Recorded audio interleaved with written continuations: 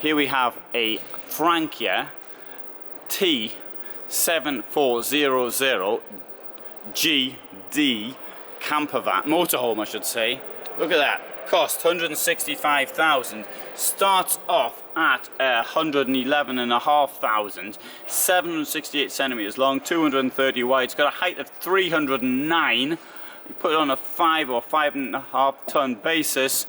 It doesn't say what the empty weight is, sorry, the weight with ready to go weight is, but I suspect you've easily got 1.5 tons of payload in that. Not only that, it's got 203 centimeters of standing height. So I suspect it's going to be a rather nice van inside. Actually, I've been in here before, so I know. Right, now the first thing I want to point out, there's a carpet down on the floor, and the carpet's been put down the floor to protect it. Oh, we've got some cleaning equipment coming on, so that should be interesting. Here you've got a place to keep your shoes, although your boots aren't going to go in there. It's rather shallow. It does have a double floor, and that you can be used for storage. Hey, look, there's the cleaner. There's the cleaner going past. Oh, you might have missed the cleaner, but you have to take my word for him. Here is, well, I've got my backpack on. I think I'll leave my backpack here. There's my backpack. There's my new backpack. It's great, actually. I got that as a corporate gift, and it holds my back really well. I wouldn't want it when I was walking the hills, but you're doing something like this though here, when you don't want it to say anything too bulky, because I've got my coat in it. That's really good. Now, why am I wearing my coat when I'm only parked 150 meters outside? Well, it is the winter here in Germany. It's January, and I think it does make sense to actually wear a coat or something. Right. Here at the back we have got this bed. Is it a single or is it a double? Well, certainly you've got a bit here. This thing here will fit in this gap here, as will this cushion. Yeah, I can see it's got these rounded edges, so that'll go down there. And but seeing as it's not here, let's just have a look at how else we get in. Look at that. That is a great piece of kit in my opinion. Slide out like that. And why can't other companies do things like that? Normally it's very difficult to get, not difficult, very difficult. It's okay, it's slightly inconvenient, that's a better way of putting it. Slightly inconvenient to get into there. Here you've got your wardrobe, pulls out, and you can see what's going on with it. And can you actually open from above? No, you can't. Right, you've got some steps to get up here into the bed. There you go. Isn't that easy? That goes up nice and easily as well. Often they don't go up nice and easily.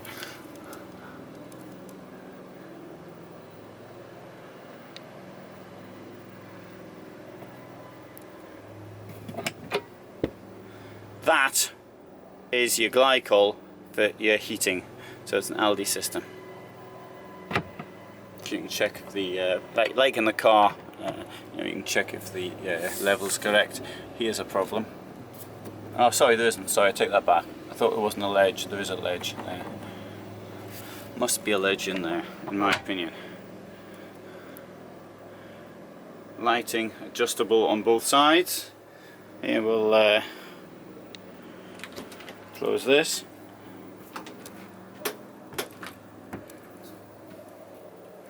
Which is quite nice though.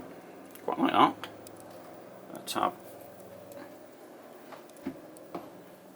Let's close this like that. There.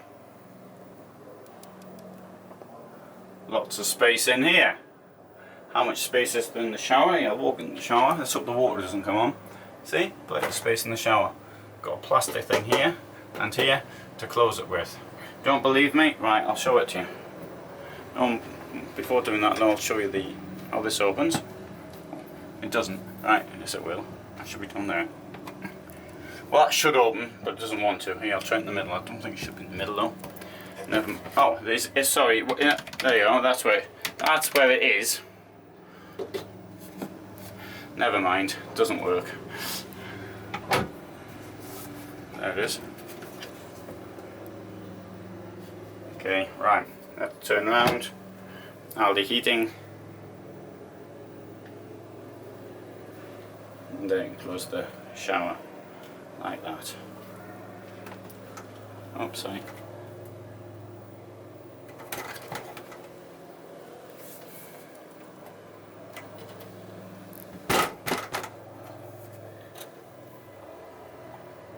So I think there's quite a lot of room here to sort of get dressed in. Obviously, normally the dressing room you like to have your clothes somewhere near to hand. But if you need to use the toilet or you're in the shower and you're a bit shy, particularly from the person that's in here, then okay, fair enough. Okay, now here we have a potential problem. There's only two burners there. It's a nice big Thetford thing. You get lots of very large pan on there, but you can't. You only got three, so that could be a problem. What do you think? This is a mineral surface. It's light. It's probably very thin, but it's very tough at the same time. Here we have a cover for the sink. You see the sink is a pretty squarish shape. So that's a sensible shape, I think, for it. I think it makes it easier for use. Oops, there's something going over. And here we have the bin. Right, does this open? Sorry, come on. There you go. What's this? Oh, that might have been a central lock. You know that's to hold your tea towels on.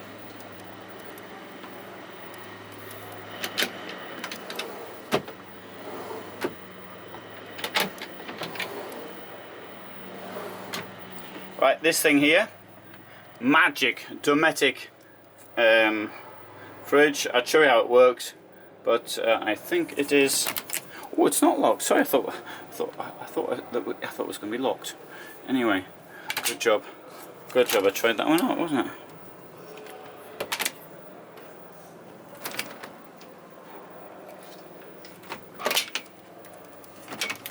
Clever, eh? Grill here. That opened with a bit of violence. Table can be made bigger. Nice room here. Plenty of light would come in if it were light outside. Obviously it's dark in here.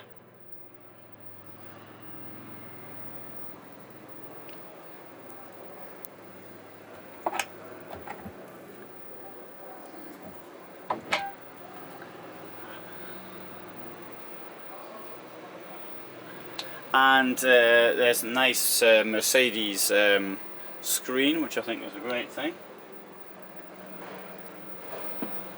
So we're on the outside.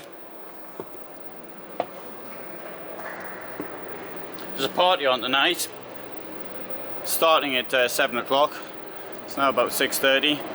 That's probably about 6:40 by now, so I might go to that. I think I might not. Let's see how I feel. If I can actually, I'd rather film it, quite honest, I think. So if I'm not at the party, you know now why.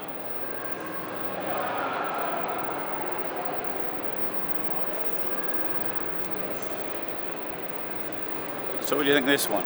M-Line, it says M-Line Luxury. Here's one's called the Neo. There's an F-Line, also claims to be luxury.